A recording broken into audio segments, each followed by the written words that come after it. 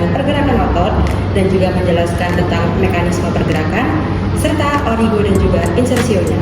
Pertama-tama, perkenalkan saya Rizka Nadia Lazara dengan NRP 190124080. Kenalkan, saya Revalina Radifa Putri Kurnia dengan NRP 190124072. Kenalkan, saya Josephine Sandi Marsimanurung dengan NRP 190124074. Kenalkan, saya Cecilia Kenapakala dengan NRP 190124087. Perkenalkan, saya Anissa Safita Ramadhani dengan NRP 190124081. Selamat menyaksikan.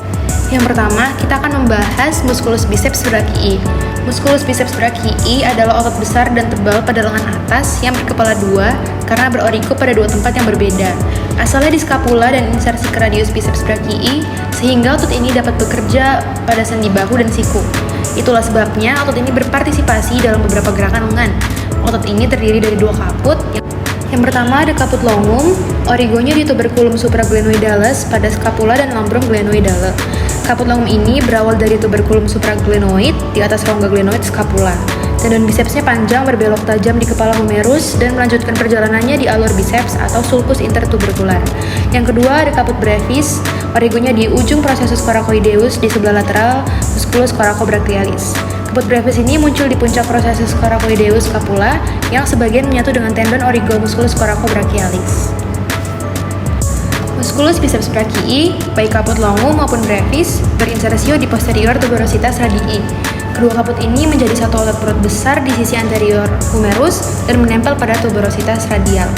Inervasinya ada di nervus musculocutaneus C5-C6, cabang plexus brachialis. Adapun fungsi gerakan dari musculus biceps brachii ini, yang pertama pada sendi bahu. Pada sendi bahu, kedua kepala otot tersebut sebagian melakukan gerakan yang berlawanan. Kaput longum menarik lengan menjauh dari badan atau abduksi dan memutarnya ke dalam atau rotasi ke dalam.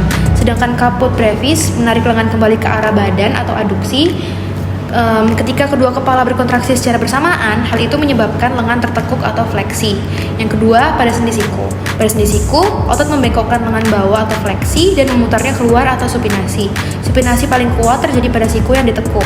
Selain fungsi gerakan, bicep ini memiliki tugas penting untuk menyangga kepala humerus di dalam sendi bahu. Ada pula mekanisme otot triceps brachii yang terdiri dari 3 kaput, yakni kaput longum atau long head, kaput lateral atau lateral head, dan juga kaput medial atau medial head. Fungsi utamanya ialah untuk ekstensi siku dan stabilisasi sendi bahu, terutama saat lengan diangkat. Selanjutnya, kita akan membahas origo, insersio, aksi, dan inervasi dari masing-masing kaput pada triceps brachii. Yang pertama, kaput longum.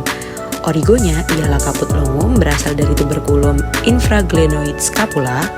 Insersinya berasal dari permukaan posterior processus olecranon ulna, kapsul sendi siku, dan fascia antebrachial.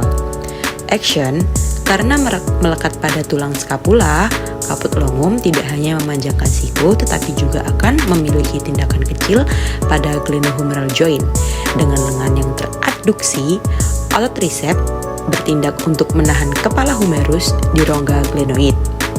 Tindakan ini membantu mencegah perpindahan humerus.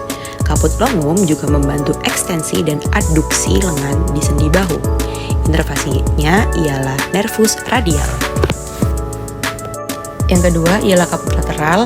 Origonya ada pada belakang humerus atau posterior humerus dan superior terhadap radial groove atau alur radial, yang dimana radial groove ini merupakan lekukan pada humerus yang berfungsi sebagai jalur bagi nervus radialis dan arteri brachialis profunda. Untuk insersinya ialah permukaan posterior processus olecranon ulna, kapsul sendi siku, dan fascia antebrachial. Untuk actionnya, yakni kaput terkuat dari ketiganya. Kaput ini aktif selama ekstensi lengan bawah pada sendi siku saat lengan bawah dalam posisi supinasi atau pronasi. Untuk inervasinya sendiri, yakni nervus radial. Yang ketiga, ada kaput medial yang berorigo belakang humerus atau posterior humerus, inferior terhadap radial groove atau alur radial. Untuk insersinya, yakni permukaan posterior processus olecranon ulna, kapsul sendi siku, dan fascia antebrachial. butuh action karena kaput medial tidak menempel pada skapula dan karena itu tidak memiliki tindakan pada sendi glenohumeral, baik dengan stabilisasi maupun gerakan. Namun, kaput medial aktif selama ekstensi lengan bawah pada sendi siku saat lengan bawah dalam posisi supinasi atau pronasi. Untuk inervasinya yakni nervus radialis. Ketiga kaput ini memiliki insersio di processus olecranon ulna karena tendonnya melewati siku. Maka otot triceps brachii ini memiliki peran utama dalam ekstensi siku. Kemudian terhadap beberapa fungsi dan gerakan yang dapat dilakukan dari triceps brachii ini yaitu yang pertama, gerakan ekstensi siku. Ketiga kaput triceps brachii berperan dalam ekstensi atau pelurusan siku karena tendon otot ini melewati sendi siku dan menempel di processus olecranon. Saat triceps berkontraksi, terjadi ekstensi siku, yaitu meluruskan lengan dari posisi menekuk. Ini merupakan fungsi utama triceps brachii.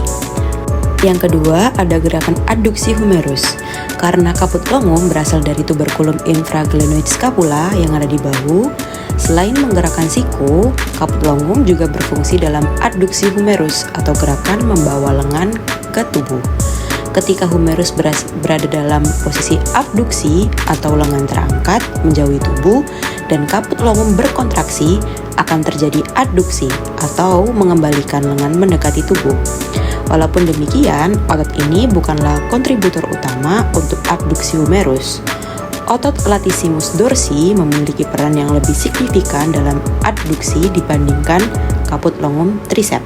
Yang ketiga ialah gerakan ekstensi bahu. Kaput longum triceps juga berfungsi dalam ekstensi bahu. Ketika bahu berada dalam posisi fleksi atau lengan terangkat ke depan, kontraksi kaput longum akan menarik humerus ke belakang, menyebabkan ekstensi bahu. Walaupun otot lain seperti otot deltoid atau musculus deltoid lebih kuat dalam melakukan ekstensi bahu, kaput longum triceps tetap memberikan kontribusi pada gerakan ini.